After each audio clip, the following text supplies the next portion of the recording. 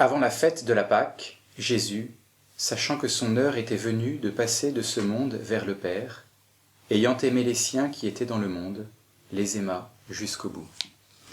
Mes frères bien-aimés, cette phrase de l'évangile selon saint Jean se trouve juste avant la passion du Seigneur. Et c'est aussi par cette phrase que le grand moment de l'institution de l'Eucharistie va être introduit par saint Jean. Qu'est-ce que c'est que la passion? La passion du Seigneur, c'est l'amour miséricordieux qui va aller jusqu'au bout pour chacun de nous. Et qu'est-ce que c'est que l'Eucharistie? C'est le moyen que Jésus a trouvé pour rendre présent cet amour à tous les temps et à tous les lieux. À chaque fois qu'il y a l'Eucharistie, l'amour de Jésus au moment de sa passion, cet amour qui a été jusqu'au bout, est rendu présent. Pourquoi? Qu'est-ce que c'est que l'Eucharistie? Qu'est-ce que c'est que la messe? La messe, c'est l'unique sacrifice du Christ rendu présent sous l'apparence du pain et du vin sur l'autel. C'est tout l'acte d'amour de Jésus sur la croix qui nous est donné sous cette apparence si petite, si fragile d'un petit morceau de pain et d'un peu de vin. Pourquoi? Pour qu'il soit facile que cet acte d'amour immense puisse se répandre partout. Jean-Paul II dit à propos de l'Eucharistie, mystère immense, mystère de miséricorde. Qu'est-ce que Jésus pouvait faire de plus pour nous? Dans l'Eucharistie, il nous montre un amour qui va jusqu'au bout, un amour qui ne connaît pas de mesure.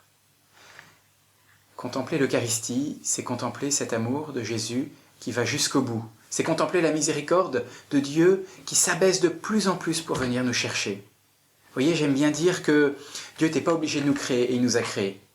Dieu n'était pas obligé, après le péché, de nous sauver et il nous a sauvés. Mais pour nous sauver, Dieu n'était pas obligé de se faire homme et il s'est fait homme. Et s'étant fait homme, il n'était pas obligé de mourir sur une croix pour nous sauver, mais il a voulu mourir sur une croix. On pourrait se dire, ça s'arrête là. Eh bien non, il n'était pas obligé de s'abaisser encore plus sous cette petite apparence toute humble et toute petite du pain et du vin, mais il a voulu aller jusque-là, se rendre complètement présent dans cette petitesse. Voilà jusqu'où va la miséricorde. Alors contempler l'Eucharistie, c'est contempler cet amour qui va jusqu'au bout. Peut-être que parfois, vous avez des doutes, vous doutez de l'amour de Dieu pour vous, ou vous trouvez que Dieu est lointain. Si ça vous arrive, alors allez contempler Jésus dans l'Eucharistie, allez à la messe, allez dans une adoration eucharistique où le Saint-Sacrement est exposé, allez même dans une pauvre église devant un pauvre tabernacle, et là, vous verrez l'amour de Dieu qui va jusqu'au bout pour vous, qui vous dit « Voilà, je suis là, et j'étais jusque-là pour toi ». Sainte Faustine nous dit dans son petit journal « Toi, ô Seigneur, en quittant cette terre, tu as voulu rester avec nous. Tu t'es laissé toi-même dans le sacrement de l'autel, et tu nous as largement ouvert ta miséricorde. Il n'existe pas de misère qui puisse t'épuiser. Tu as appelé tout le monde à cette source d'amour, à cette source de divine compassion.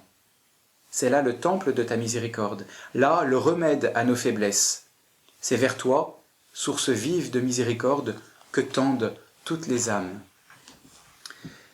Je vous propose aujourd'hui de tendre vers cet amour de miséricorde qui est présent dans l'Eucharistie. Je vous propose tout simplement de passer dans une église et de présenter votre misère, votre petitesse, ce que vous êtes, à Jésus hostie. Sa miséricorde, en ce jeudi, jour consacré à l'Eucharistie en mémoire de la scène qui a eu lieu un jeudi, eh bien, je vous propose de vous agenouiller devant Jésus et de contempler Jésus qui vous donne le testament de sa miséricorde dans l'Eucharistie, comme aimait bien l'appeler sainte Faustine. Que Dieu vous bénisse.